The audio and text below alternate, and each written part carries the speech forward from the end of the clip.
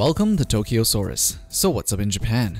Gundam Blooded Orphans has finally concluded with the just aired episode 50, and needless to say, this video is going to contain all the spoilers it can possibly contain, so if you haven't finished the series or plan on watching it later, you might want to skip out on this video.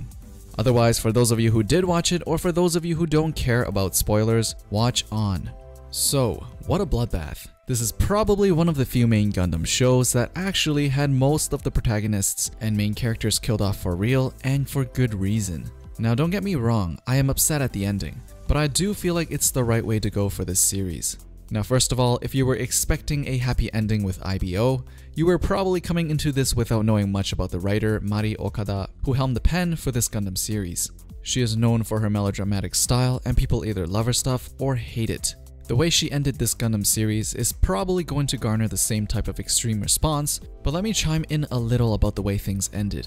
First off, let me say, thank you Mari for giving us the Eok scene. It was such a fitting end for an idiotic character who could have totally survived the war if he just didn't go out of his way to try to prove his worth. And to give it to Akihiro to do the job, it was perfect.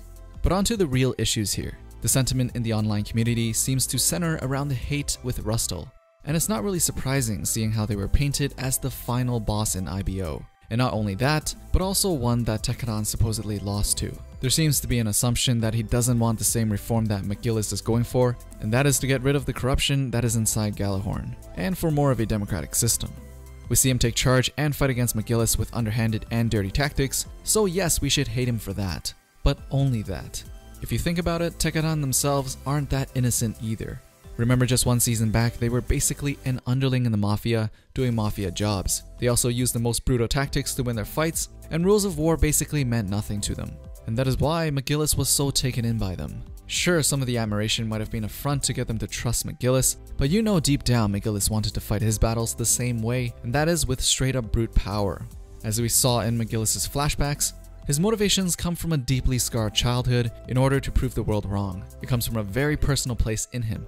And he never really says what he has planned for Gjallarhorn if he ends up winning the war, aside from granting people power and status for helping him out. And that is why a lot of times it just feels like we're dealing with a kid trying to get something he wants, which is power, to compensate for all of those years feeling powerless, in the name of changing the system.